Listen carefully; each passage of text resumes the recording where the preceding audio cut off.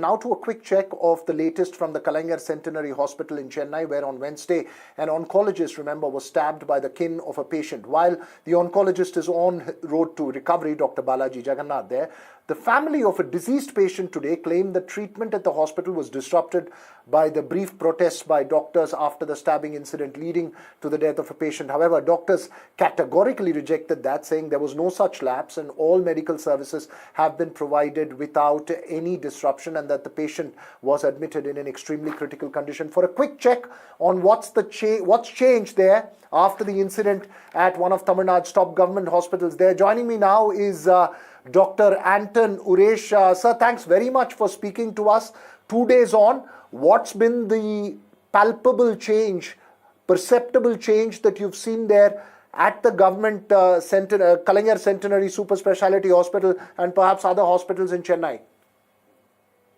Sir, I think the assault, the stabbing attack made by the accused over the Balaji Jagannathan made a bad impact among the doctors, and even the most of the publics are not happy about that attack, and it really painful, and that created immense pain among the doctors, and even the doctors, not only in the government, the private sector also have the fear of catching the knife to treat the patient, because this is a huge stress which created by the attacker, and entire doctors are in the stress.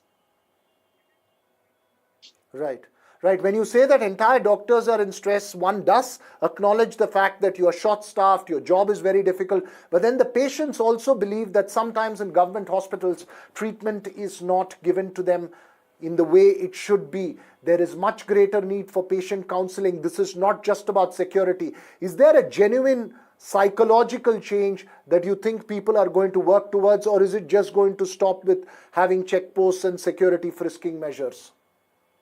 Sir, you rightly pointed out, it is not only the security measures. I feel the numbers of population is increasing. With the growing number of population, adequate number of doctors should be posted, and more important, the social worker, the counselors, or all it's at the need of or should be posted, so that the doctor can do the job of treating a patient, the counseling and the comfort and the consoling. For that, we need a technical team, like people who have completed MSW and a physician assistant and all these things. And more important, when you see, we will be explaining about the treatment to one patient attender. When the problem comes, another problematic attender will be there, and he will say, I will never be explained. And when that time, another doctor will be on the duty. So at this era of, because every time being questioned for the doctor's treatment. And in many ways, Google and internet also. Yes, exactly. In many ways, Google video and internet consulting also complicate your problems. Exactly, sir. Exactly. Video consulting department or video counseling department, which have the evidence of counseling being given, which have the evidence of consent being obtained. All these things are needed for, so that a grieved person will never say, yeah, right, I never informed all these things, I never explained about the prognosis. All those things will not come. This is all some solution rather than going into the problem. Okay. A grieved person is really tough for the family, which we really accept. As a doctor, every doctor intention is to treat the pain, to cure the disease, and not to complicate anything.